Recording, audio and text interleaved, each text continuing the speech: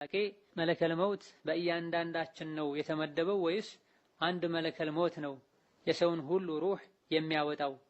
በአንድ አይነት ሰዓት ብዙ ሰዎች ይሞታሉ ቢያብራሩልኝ የሚል ጥያቄ ነው። ነዓም ሁሉንም ነፍስ የሚያወጣው መለከል መውት ነው፣ ከሰዎች አልፎ የሌሎች ነፍስ ያላቸውንም ነገሮች ጭምር። አላህ በተከበረው ቃሉ ቁል የተወፋኩም መለኩል መውት الذي ወኪለ ቢኩም ብሎናል። የእናንተን ነፍስ ለማውጣት የተመደበው የተሾመው የተወከለው መለከል መውት ነፍሳችሁን ያወጣል ይገድላችኋል በላቸው፣ ከዚያም ወደኛ ትመለሳላችሁ የሥራችሁን ታገኛላችሁ በላቸው ብሏል አላህ ተባረከ ወተዓላ ለነብዩ መሐመድ።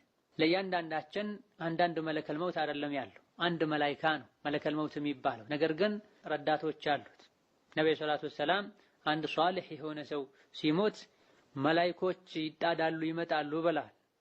እንደዚሁ ደግሞ ቁርአን ላይ ወለው ተራ ኢዝ የተወፋ الذين ظلموا الملائكة ጀምዕ ተደርጎ እነዚያ በዳዮችን መላኢኮች በሚገድሏቸው ጊዜ ምን እንደሚገጥማቸው እንዴት እንደሚሰቃዩ ባየህ ብሏል።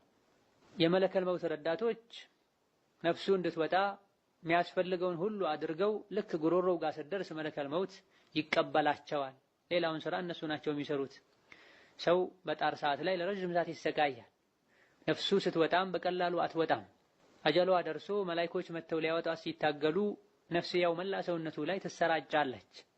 በስንት መከራ እጅ ሰጥታ ጉሮሮው ጋር በመደርስበት ጊዜ ዋናው መለከል መውት አለቃቸው ነፍሱ እንድትወጣ ያደርጋል።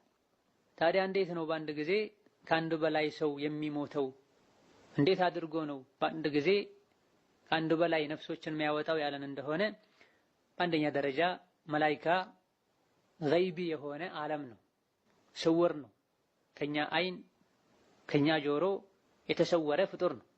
አላህና መልእክተኛው የነገሩንን ሁሉ አምነን ልንቀበል ይገባናል። የመላኢኮችን ስራና ሁኔታም በእኛ በሰዎች ልንለካው ከሰዎች ጋር ልናመሳሰለው አይገባም። አንድ ሰው በአንድ ጊዜ 2 3 4 5 አይነት ቦታ ላይ ሊገኝና ስራ ሊሰራ አይችልም። ስለዚህ መላኢካም ይሄን አይችልም ማለት ነው ልንል ሰውን ከመላኢካ ልናመሳሰል አይገባንም። መላኢኮች ከሰው በሁሉ ነገር በብዙ ነገር ይለያሉ። ሲጀምር ሰው የተፈጠረው ከአፈር ከጭቃ ነው። መላኢካ ከኑር ነው የተፈጠረው። ሰው ይበላል ይጠጣል፣ መላኢካ አይበላም አይጠጣም።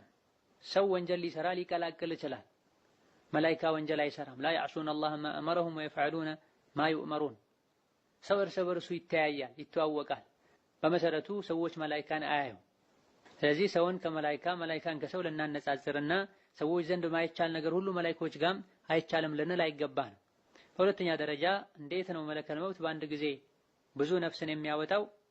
ኢማሙል ቁርጡቢ ከሙጃሂድ እንደዘገቡት ወከዛሊክ ከኢብኑ አባስና ከሌሎችም እንደተነገረው ለመለከል መውት አላህ ምድርን ሰብሰብ ያደርግለታል።